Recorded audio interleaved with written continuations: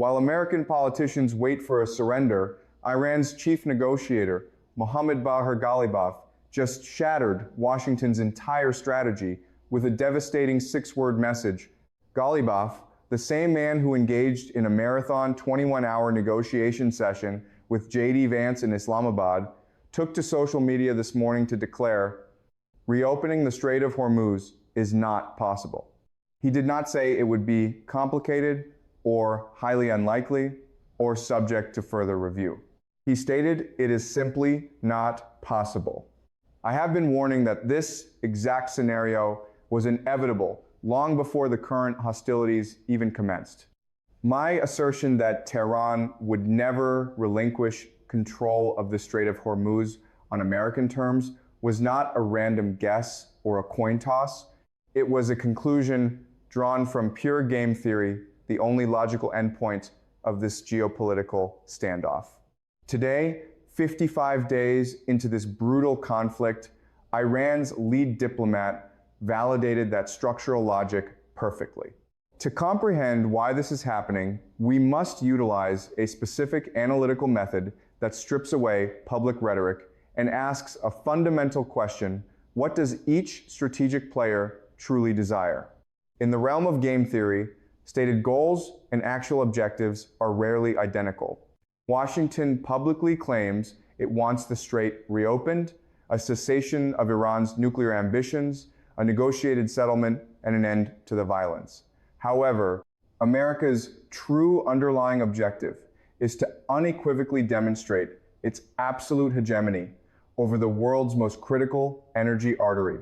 The United States needs to prove to a watching world, particularly to observing powers like China and Russia, that it can still force a defiant regional power into submission, and that the sheer threat of American military might remain the ultimate instrument in global affairs.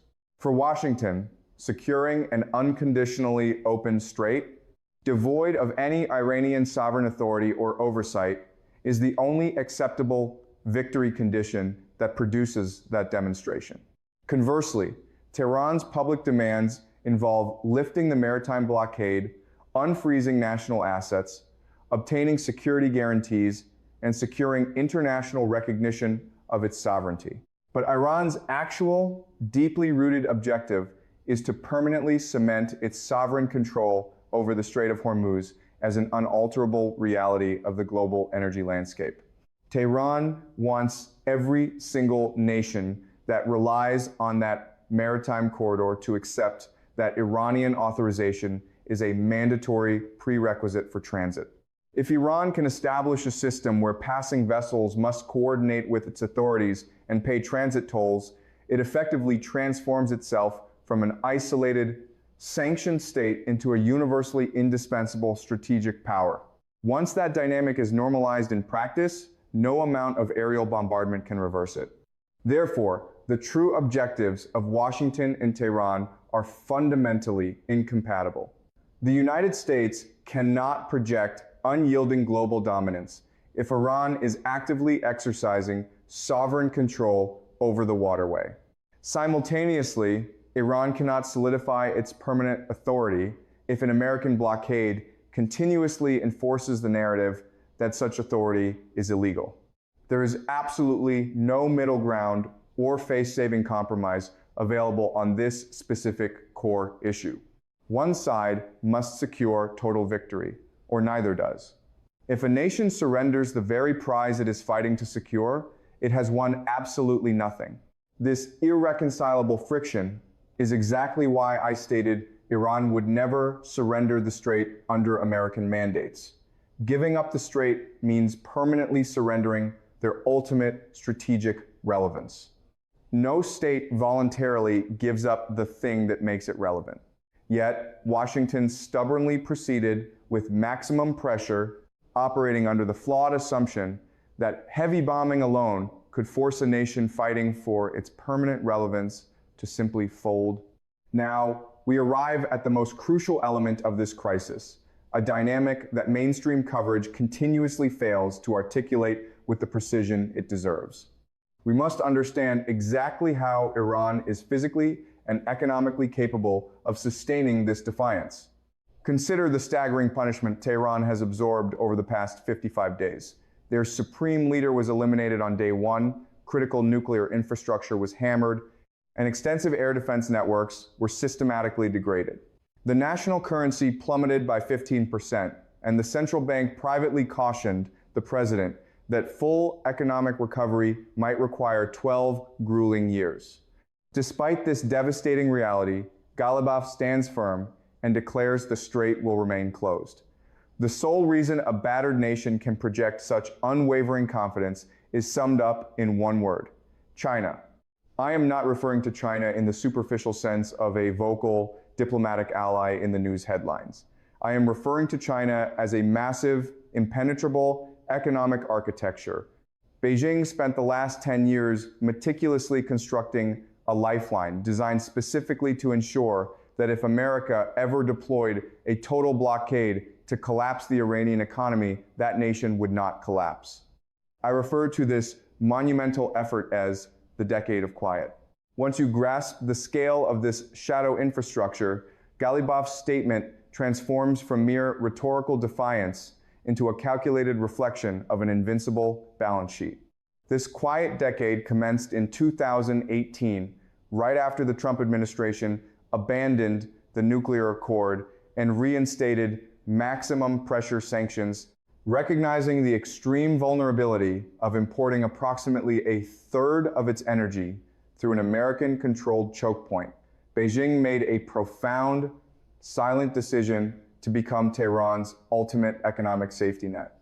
To prevent a catastrophic structural energy crisis in the event of American weaponization of the strait, China systematically built a parallel system. The first vital layer of this system is an alternative payment architecture. By transitioning to purchasing Iranian crude exclusively with the yuan, China entirely bypassed the dollar-dominated SWIFT financial network. Because American financial sanctions rely on freezing access to SWIFT to cut off military funding and modern economic function, this yuan-based system effectively neutralized Washington's primary economic weapon, ensuring Iran receives its critical revenues entirely outside of American jurisdiction. The second layer is the infamous dark fleet. For 10 years, Beijing perfected the art of invisible maritime logistics.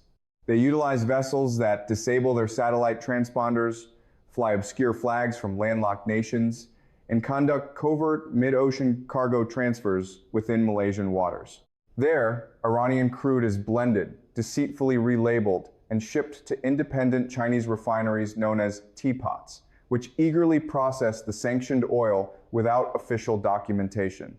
Consequently, while official Chinese customs data reflects zero Iranian imports, their intake of supposedly Malaysian crude stands at a mathematically impossible 1.3 million barrels per day, vastly exceeding Malaysia's actual national production limits. This phantom system continues to operate flawlessly today, with nearly 158 million barrels of Iranian oil currently sitting on the ocean, with over 97% of it destined for Chinese ports. The third crucial layer consists of massive strategic reserves. Entering this conflict, China had quietly stockpiled 1.2 billion barrels of heavily discounted Russian and Iranian crude over 2 years. Therefore, when the strait closed and global oil prices skyrocketed past $100 a barrel, the Chinese industrial machine did not panic. Their market stayed stable and their economy kept producing.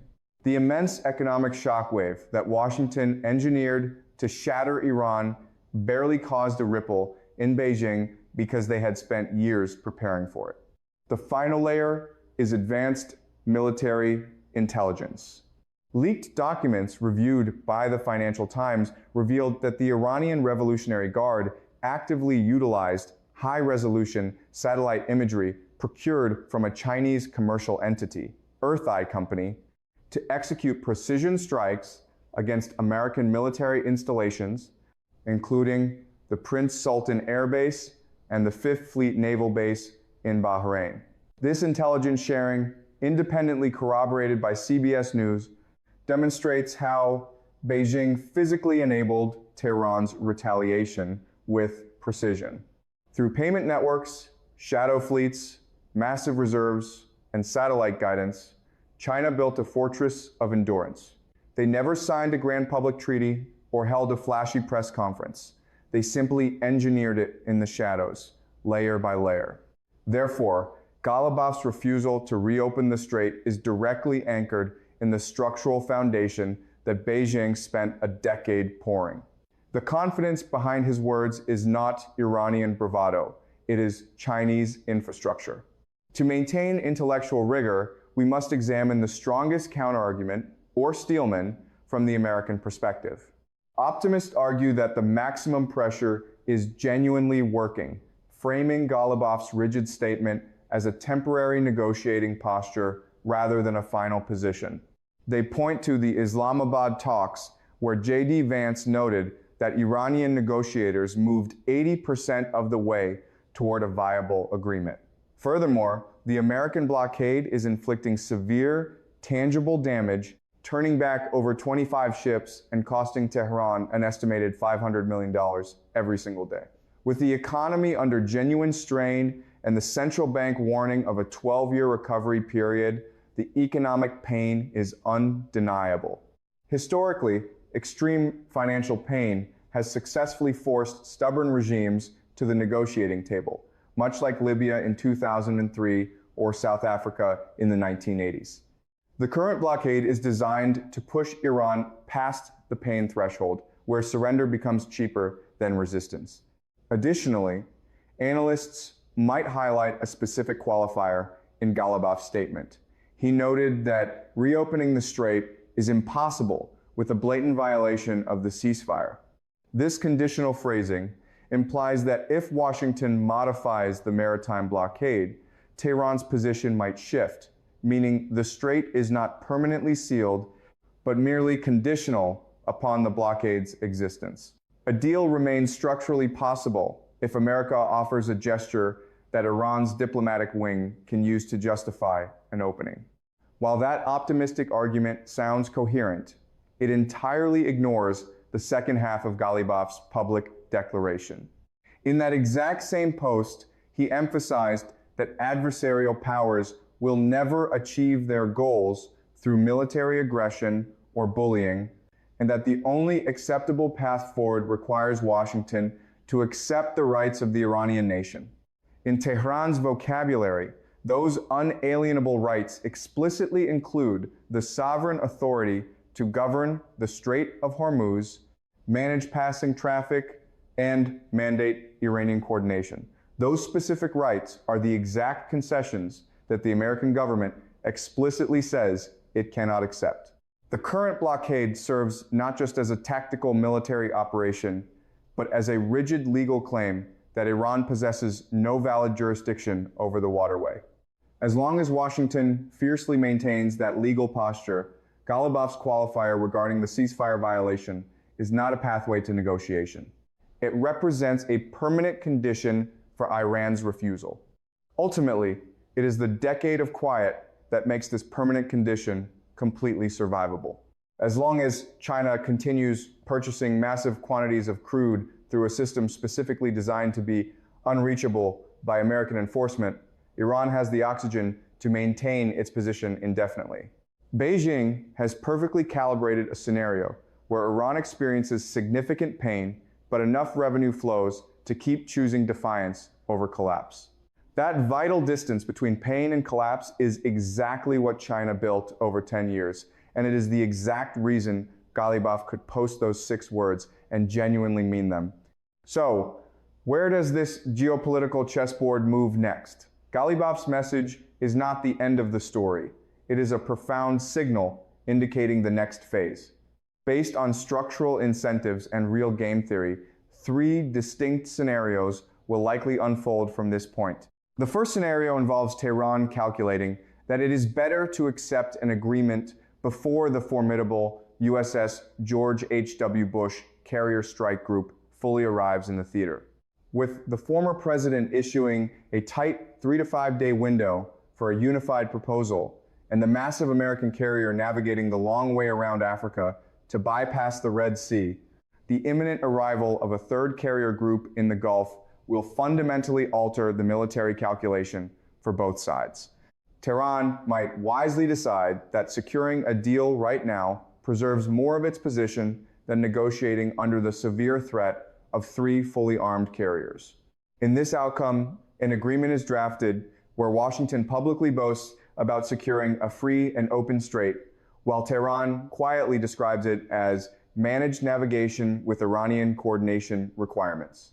Both leaderships claim absolute victory for their domestic audiences, but thanks to China's resilient economic backing, Iran successfully preserves the actual substance of its authority while conceding only the optics of submission. Iran can accept a face-saving deal from a position of functional stability rather than collapse. The second, and far more violent scenario, sees the American carrier arrive with no diplomatic resolution in sight, resulting in a devastating resumption of the bombing campaign. This is exactly what the Pentagon is quietly bracing for, as evidenced by a classified briefing to Congress designed to frame the reality of Hormuz's sea mines. Military officials warned the House Armed Services Committee that clearing the strait of sophisticated Iranian mines could take up to 6 excruciating months, even after a peace treaty is hypothetically signed. That sobering 6-month assessment reveals that the military brass anticipates a prolonged, grueling struggle, not a swift capitulation. Furthermore, while the diplomats stalled, recent satellite intelligence confirms that Iran actively utilized the temporary ceasefire to operate front-end loaders around the clock, successfully clearing debris and reopening vital underground missile complexes at sites like the Khomeini base. This means the second phase of conflict will pit a partially rearmed, deeply entrenched Iranian military against an American arsenal that has already depleted a third of its Tomahawk cruise missiles and half of its critical THAAD and Patriot interceptors. The third possibility is the outcome that Beijing is actively, quietly orchestrating an indefinite, stretching ceasefire that organically transforms into a permanent reality without ever being formalized into a binding peace treaty. Chinese diplomats have maintained relentless daily contact with both factions throughout this entire ordeal. Foreign Minister Wang Yi directly communicated with his Iranian counterpart this morning, describing the current atmosphere as a critical stage of transition between open conflict and lasting peace. Earlier in the conflict, Chinese pressure actually produced a brief opening of the strait, which collapsed within 24 hours when America refused to lift its blockade. Beijing fully understands that they cannot force Tehran to surrender its sovereign claims any more than Washington can.